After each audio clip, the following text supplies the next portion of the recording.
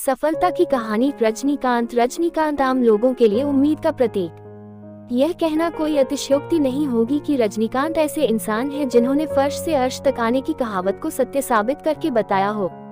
दुनिया में ऐसे कई लोग हैं जिन्होंने बड़ी बड़ी सफलताएं अर्जित की, पर जिस तरह रजनीकांत ने अभावों और संघर्षों में इतिहास रचा है वैसा पूरी दुनिया में कम ही लोग कर पाए होंगे।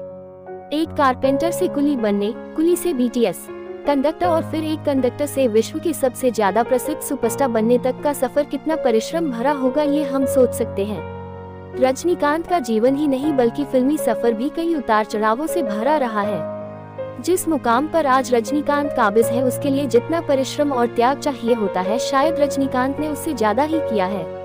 संघर्षपूर्ण बचपन। रजनीकांत का जन्म 12 दिसंबर 1950 को कर्नाटक के बेंगलोर में एक बेहद मध्यम वर्गीय मराठी परिवार में हुआ था।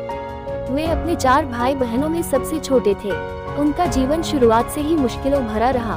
मात्र 5 वर्ष की उम्र में ही उन्होंने अपनी मां को खो दिया था। पिता पुलिस में एक हवलदार थे और घर की माली स्थिति ठीक नहीं थी। रजनीकांत ने युवावस्था में कुली के तौर पर अपने काम की शुरुआत की, फिर वे बीटीएस में बस कंडक्टर की नौकरी करने लगे।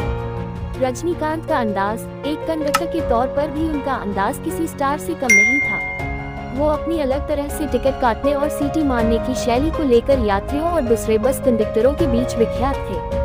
कई मंचों पर नाटक करने के कारण फिल्मों और एक्टिंग के लिए शौक तो हमेशा से ही था और वही शौक धीरे धीरे जुनून में तब्दील हो गया।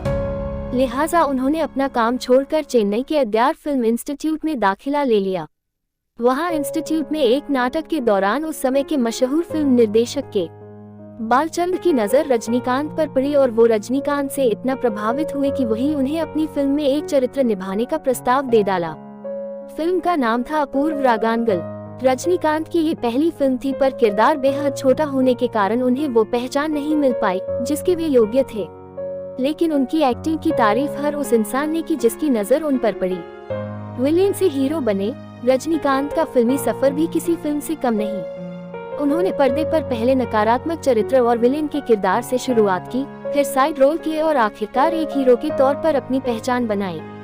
हालांकि रजनीकांत निर्देशक के बालचंद्र को अपना गुरु मानते हैं, पर उन्हें पहचान मिली निर्देशक एसपी मुथुरामन की फिल्म चिलकम्मा चेप्पिंडी से। इसके बाद एसपी की ही अगली फिल्म ओरू केल्विकुर्री में वे पहली बार हीरो के तौर पर अवतरित हुए। इसके बाद रजनीकांत ने पीछे मुड़कर नहीं देखा और दर्जनों हिट फिल्मों की लाइन लगा दी। बाशा, मुथु, अन्नामलाई, अरुणाचलम, थलपति उनकी कुछ बेहतरीन फिल्मों में से एक है। उम्र कोई मायने नहीं रखती। रजनीकांत ने यह साबित कर दिया कि उम्र केवल एक संख्या है और अगर व्यक्ति में कुछ करने की ठान ले तो उम्र कोई मायने नहीं रखती। 65 वर्ष के उम्र के पड़ाव पर वे आज भी वे Shivaji the boss, robot, Kabali जैसी हिट फिल्में देने का मादा रखते हैं। 65 वर्षीय रजनीकांत के लोग इतने दीवाने हैं कि कबाली फिल्म ने रिलीज होने से पहले ही 200 करोड़ रुपए कमा लिए। एक समय ऐसा भी था जब एक बेहतरीन अभिनेता होने के बावजूद उन्हें कई वर्षों तक नजरअंदाज किया जाता रहा, पर उन्होंने अपनी हिम्मत नहीं हारी।